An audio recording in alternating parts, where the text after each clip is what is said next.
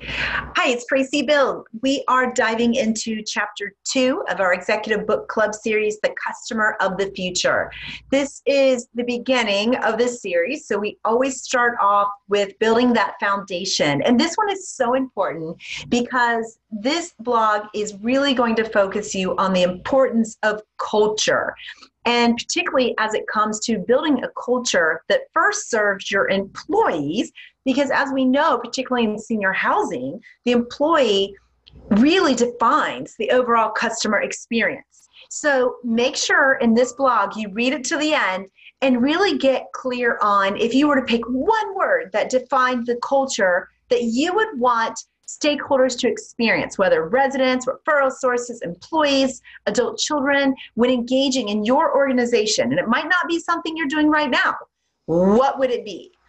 What is the culture that you want to invest in and develop and embed into everything you do? We can't attract the customer of the future until we really hone in on the employee of the future, and really that employee today who's on the front lines doing that work. There was this interesting statistic I loved, because most of us are data driven, that is really important.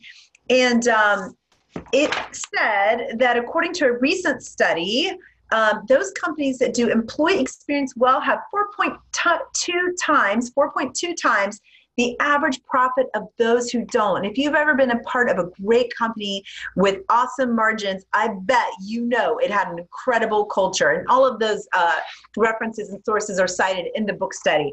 And the other thing that I found really interesting, because we see it every day in senior housing, is that what starts as a company that's focused on purpose really ends up being focused on operational efficiencies. And that's really what we're seeing today.